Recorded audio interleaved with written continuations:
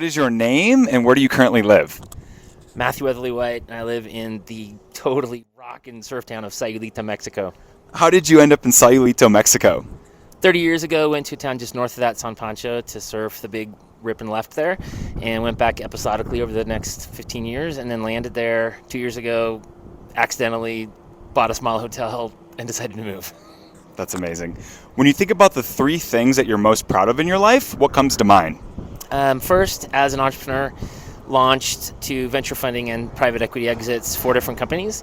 As an athlete, competed internationally in 5 different sports, and more recently, just as a kick-ass dad and life partner to my wife.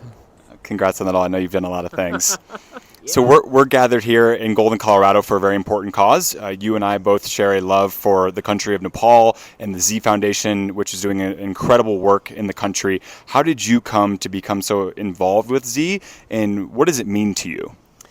So I look at the whole world of nonprofits as a question of execution, right? Lots of enterprises promise impact, promise change, promise the ability to shift the narrative arc of people's lives. And the reality is that not that many organizations do an effective job at that. And the one thing that I find super interesting about Z is how effective they are in hard to reach, very poor rural communities in Nepal. And so that concept of execution is always really interesting to me. And then the founder, was a good friend of mine, and he's an incredibly seductive storyteller, and he started telling a story about Z and invited me to join the board, and I couldn't say no, man.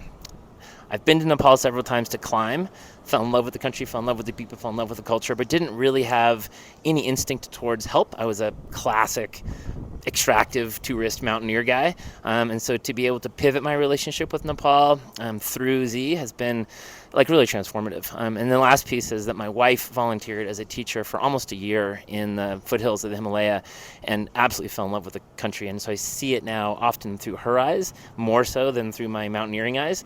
And as a result, being part of an organization like this has been just super rewarding. And lastly, how do you feel like your perspective about your life, your meaning, and the world has shifted through your experience with Nepal and Z?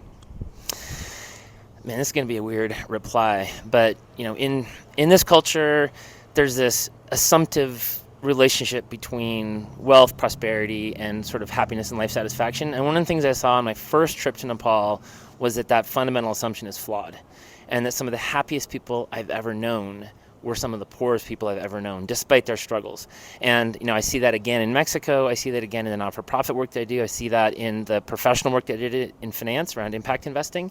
But being with an organization that has the capacity to execute like Z does just crystallizes that entire, that relationship between it's not happiness and money and prosperity, but this like freeing people up to achieve their own sense of contentment, happiness, and fulfillment. Like, that's super meaningful. Beautifully said. Thank you, Matthew.